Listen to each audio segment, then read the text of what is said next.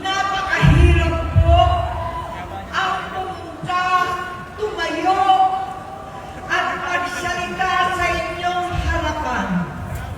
Pero noong pa man, alam ko walang madali kapag ikaw ay Marcos. Nanginginig ako at ang aking boses, hindi dahil ako'y natatakot sa inyo, kundi dahil nalulungkot po ako.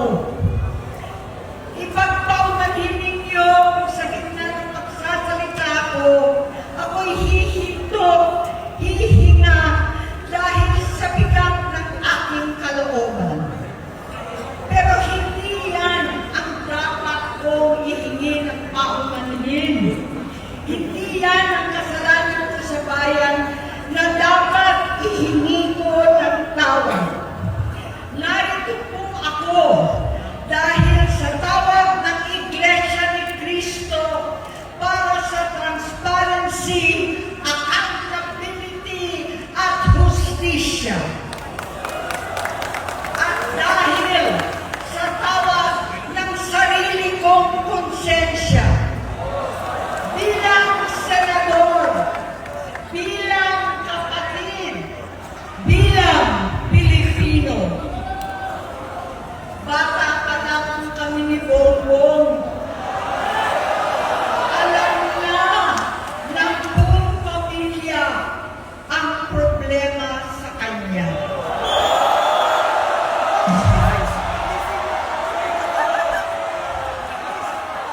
Sa totoo lang, mababasa naman ng lahat ang mga testimonya ng aking ama patungkol sa kanyang ugali at gawain. Noon, dahil may tatay pa kami, hindi ko pa siya responsibilidad. Noong tumatanda, ay mas naging nakakabahala. Batid ko na nagda-drug siya.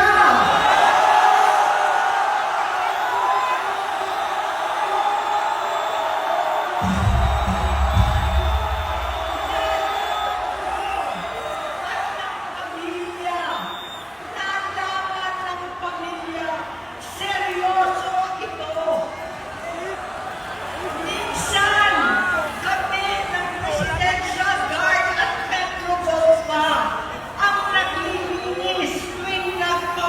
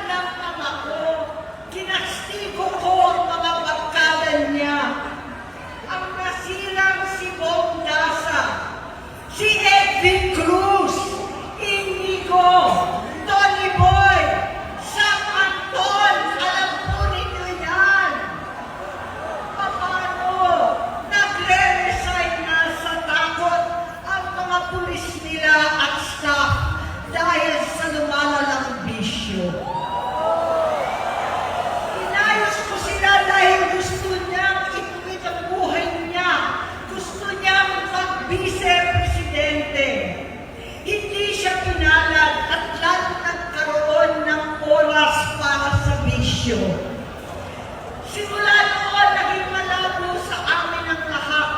Kaysa mag-away, bigla na lamang lumayo ang loob namin sa isa't isa. Noong 2016, kasabay ng kampanya ni dating Pangulong Duterte laban sa droga, lumabas ang pangalan ni Bongbong sa listahan. Nakasama siya sa listahan ng mga celebrities, mga artista, Maricel Soriano at iba pa. Masinsinan kong kinausap si Pangulong Rodi. Halos manikluhod ako.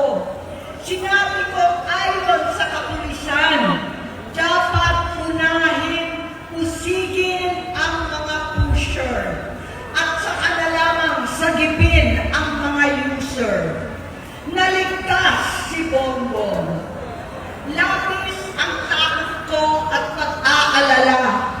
Kinausap ko siya at nagsabi siyang talagang siya ay nagbabago na. Muli at lagi, hindi ako nawalan ng pag-asa.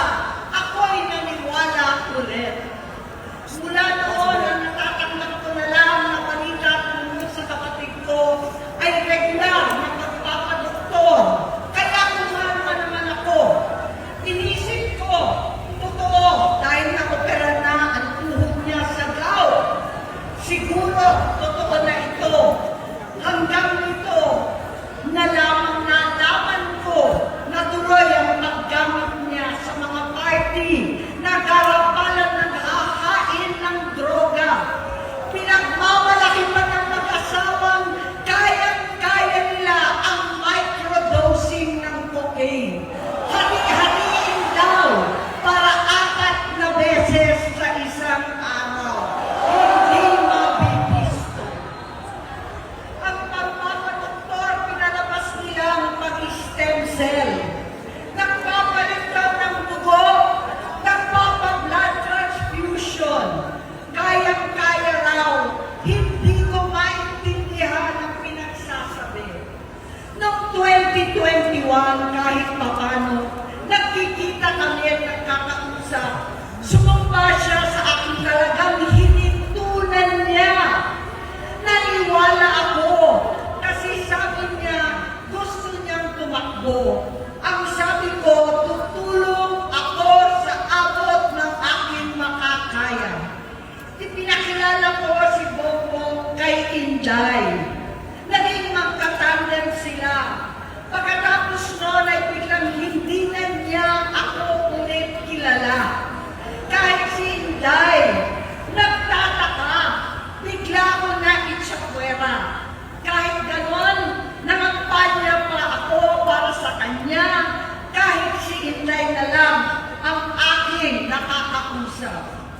Hindi ko alam bakit ako nakabang sa headquarters nila sa Mandaluyong. Hindi ko alam bakit walang nagre-report sa akin tungkol sa kampanya.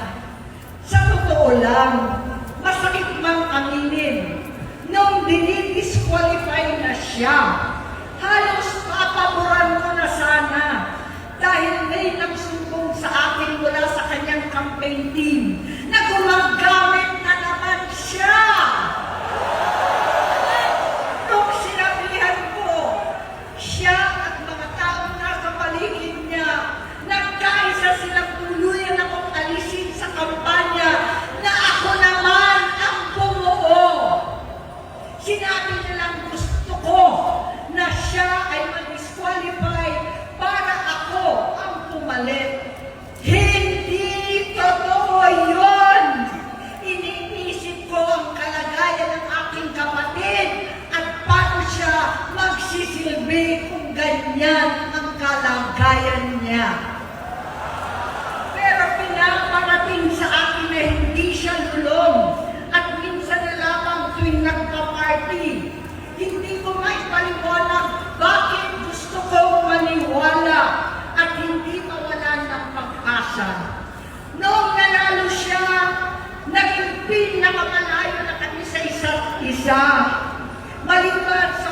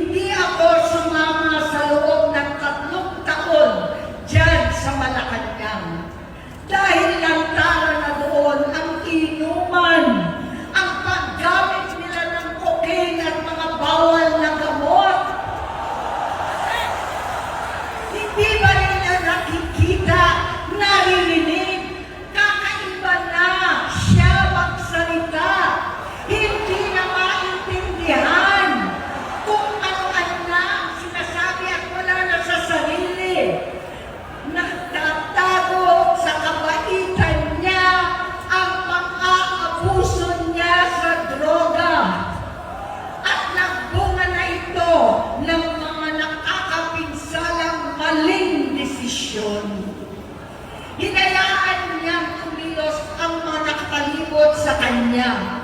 Yung mga umaastang presidente habang nilululong siya ng mga ito. Hindi na kami nagkausap.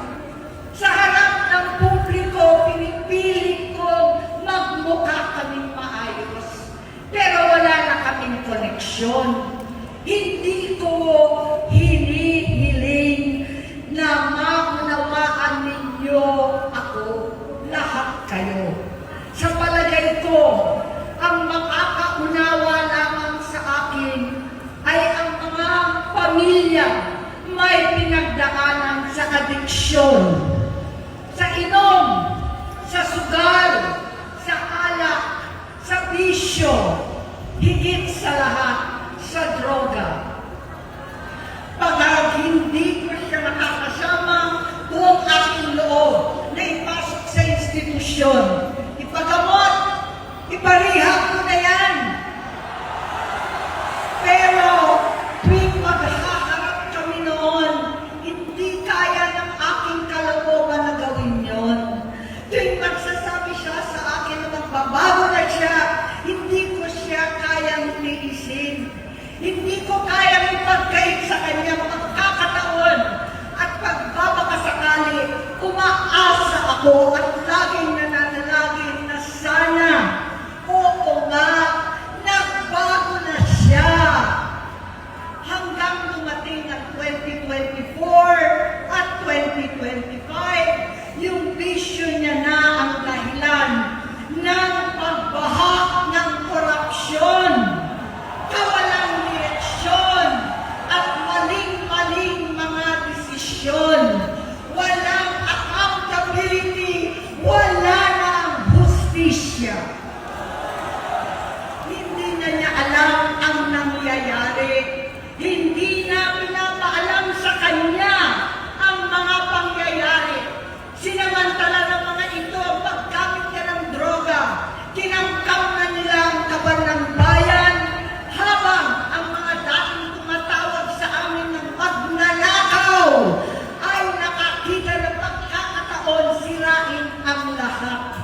Nagagamit na nila si Bongbong para sirain si Inday. Itinutulak pa nila si Bongbong at ang bayan sa bangin para umastang tagapagligtas. Mula sa pagtraidor at pagpapahamak kay BP Inday, sa confidential funds na tutuusin ang galing naman sa opisina ng Pangulo, hanggang sa pagpadukot sa dating Pangulong Duterte para itago na lamang sa ibang bansa. Ang kabaitan ni Bongbong ay naging kalupitan. Karapalan ng pagtatakip sa kanya ng mga nasa Congress, sa Senado, mga miyembro ng kabinete. Kitang-kita na ng taong bayan, wala nang puwang ang kahihiyan. Para bang nauulit ang bangungot ng kasaysayan dinanas namin noon. 68 years old po ang tatay ko nung pinatalsik sa pwesto.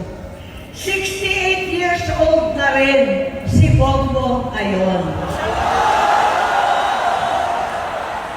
November 17 din, noong 2021, nung nakumbinsi ko si Inday na magbise kay Bongbong.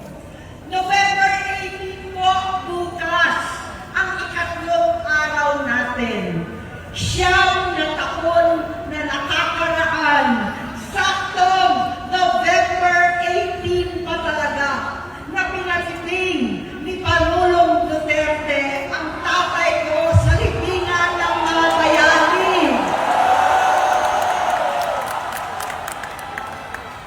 Halo-halo na ang aking nararamdaman, pero alam ko ito ang dulo at hangganan ng aking pagtitiis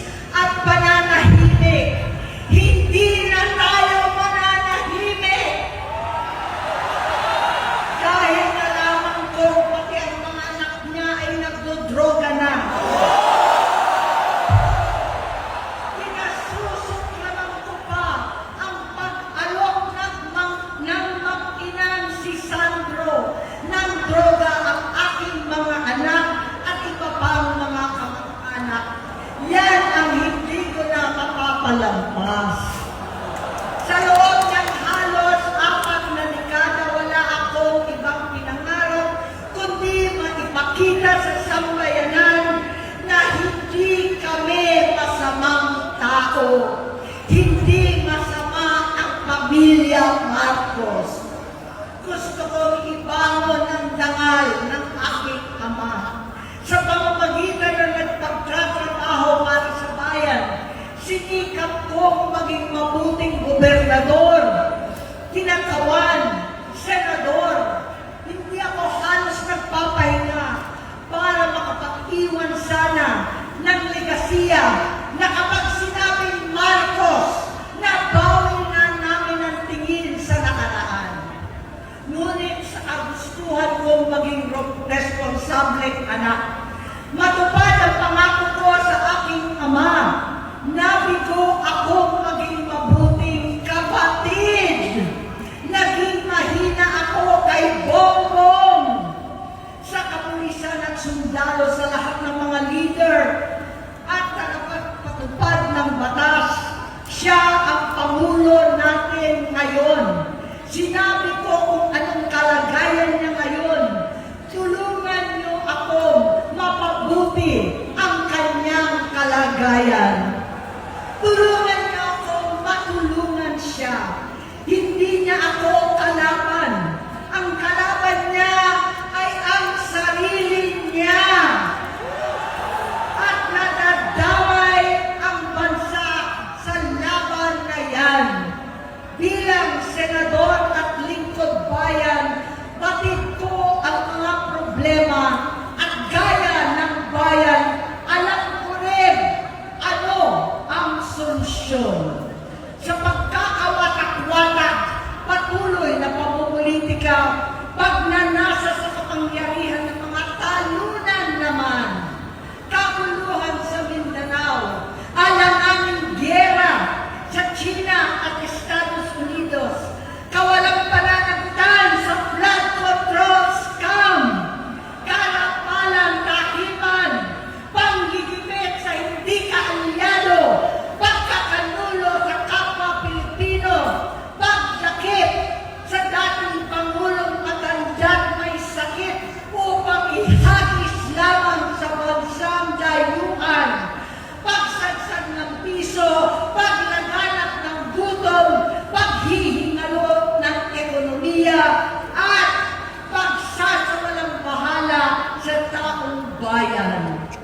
Ang delubyo at kalamidad na nagdudulot ng parusa, ang korupsyon na nauwi sa kawalan ng tiwala at hustisya sa Pilipinas, sa kanyang pamahalaan, lahat ng yan ay masusolusyonan kung ikaw, aking kapatid, magsaayos ng iyong sariling kalusugan.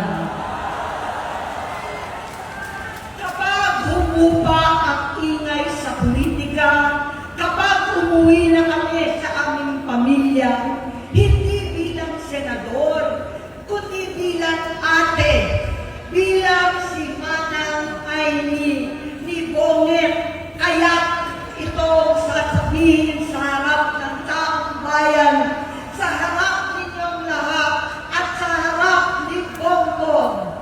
Bonget, magtatatlong taon na tayong hindi nakakausap. 3 taon ko nang sinusubukan muli na ako'y pakinggan. Siguro ngayon ay makakarating ng buo ang gusto kong sabihin. Walang mapapawasan, hindi madadagdagan. Bongbong, nag-aalala sa iyo si Manang. Tuwing nakikita kita sa TV, gusto kitang puntahan. Napakalaki ng pinagbago mo. Itsura, pagsasalita, takbo ng pag-isip. Minsan, napapatanong ako sa sarili ko, ikaw pa ba yan? Si Bongbong ba talaga yung nakikita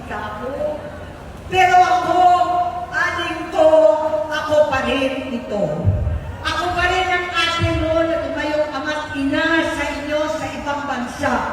Ang kasama mo sa sumubok na sanglarin lahat ng sakit para sa iyo.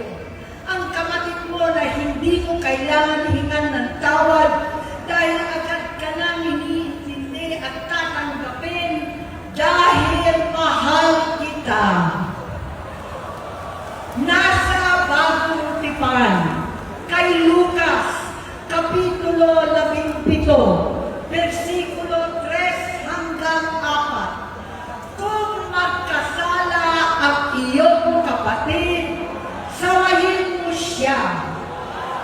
At kung siya'y magsisi, patawarin mo siya.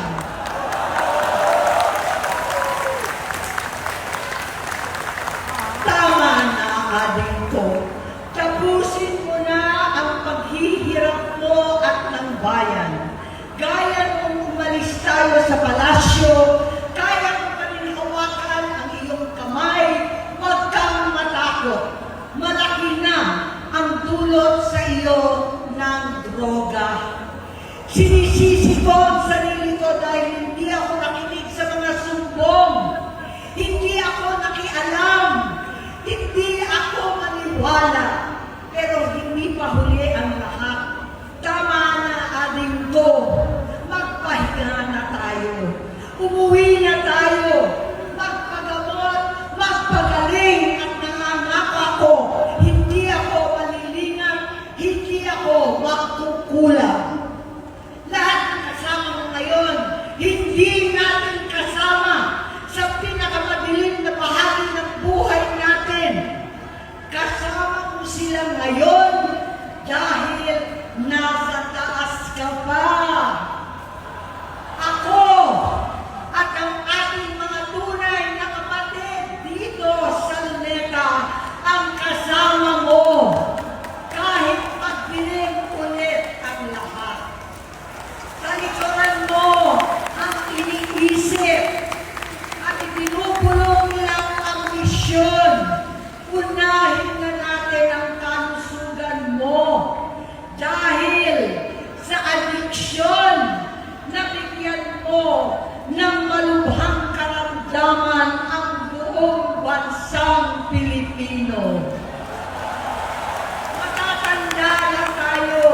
Sakitan na si Mami. Alagaan na lang natin ang isa't isa. Kaliwat kanan man ang panghuhusga sa akin. Malinaw sa aking puso na dapat mauna ang Diyos, ang bayan, pamilya at sarili.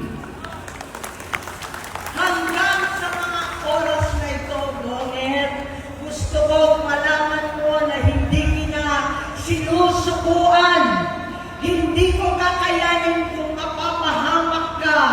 Kaya hinihingi ko na tayo'y umuwi na, mamahinga, alam sa iyong kalusugan.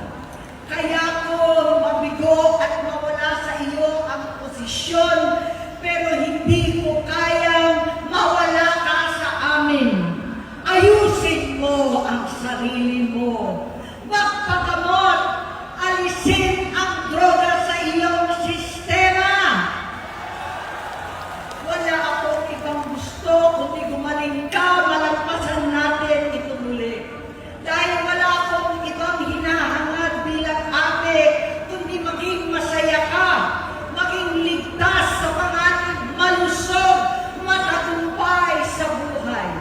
Itama ang mali, labanan ang adiksyon, at ako hindi kailanman aalis sa iyong tabi. Susuporta at hindi titigil, manalangin kasama ninyo dito sa Luneta at sa buong mundo. Dahil iyon naman ang tungkulin at ibig sabihin ng salitang kapatid, kapatid, mabuhay kayong kapatid. Maraming salamat po, Senator